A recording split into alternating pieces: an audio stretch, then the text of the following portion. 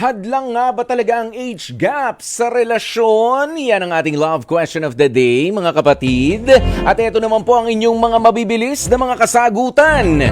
Sabi ni Maria Nercua, Kuya Poy, matanda ng 10 years ang nanay ko sa tatay ko. Kaya madalas na nambababae ang tatay ko. Naghahanap siya ng mas bata. Nakakalungkot lang talaga. Ay, nako. Ayan, sabi naman ni Alma Aranilio, para maiba, in a way, ang age gap ay hadlang sa relasyon, sa paraan ng pag-iisip, sa decisions, sa interests, at sa ambition.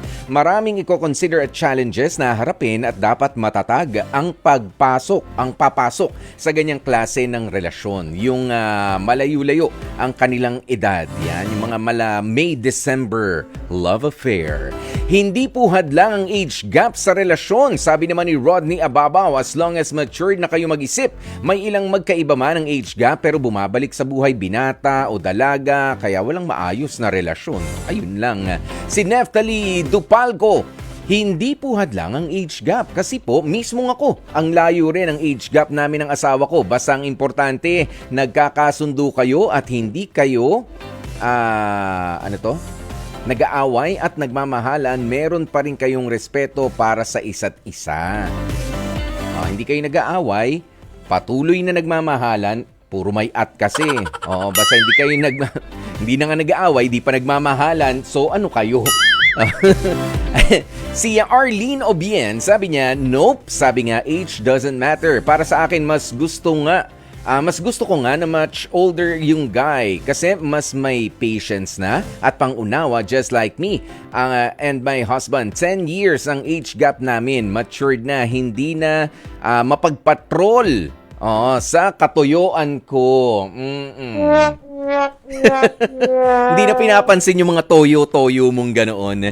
Ito, sabi naman ni John Patrick Tumimbang, walang age limit sa dalawang tao na tunay na nagmamahalan sa isa't isa. Ayan, si Jeneline Narciso, para sa akin, hindi po pala. Ayan, hindi hadlang ang age gap.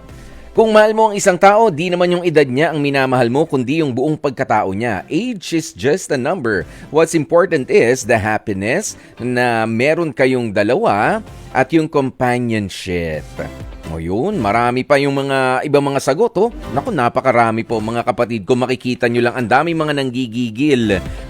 At halos lahat ay sinasabi na hindi. Hindi naman issue. Hindi naman hadlang ang age gap sa relasyon.